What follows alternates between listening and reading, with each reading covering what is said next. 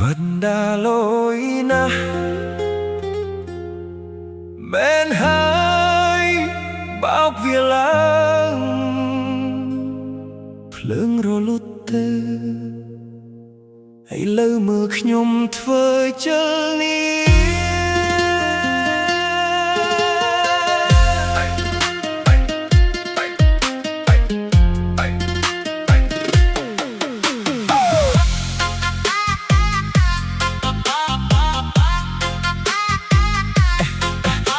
ឆ្លងកាត់ទីក្រុងពាក់កន្តាលាទ្រាតជំហាននេះមួយសរោសេប្រវត្តិសាស្ត្រា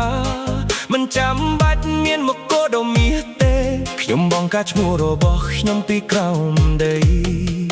ភ្នែកឆេះបេះដូងដែករកក្តីសូបិនកំពុងคล้ายជាការពិតមិនងាកក្រោយទេគ្មានឱកាសទីពីរទេ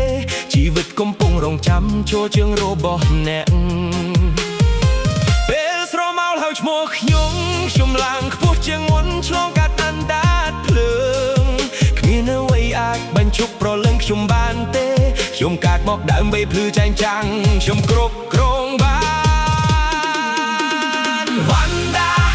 លយណាស់បំបីច្បាប់នេះមួយជួ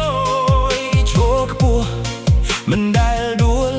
លើពិភពលោកទាំងមូលហើយ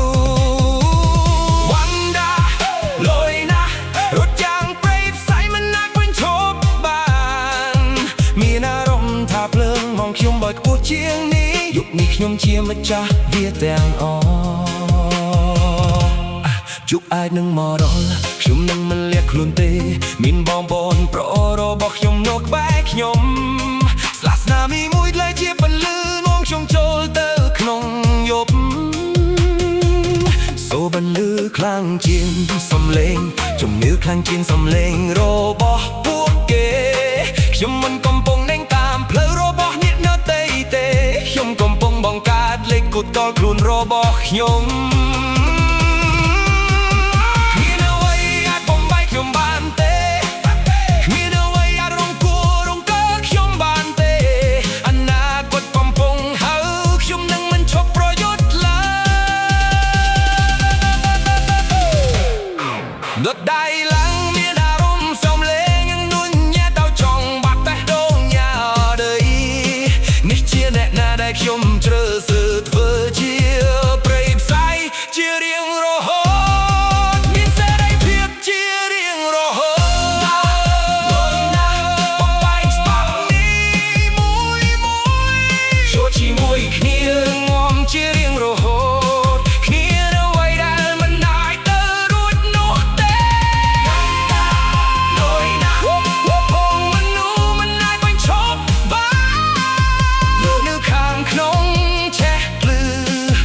យើងនឹងជាម្ចាស់យំ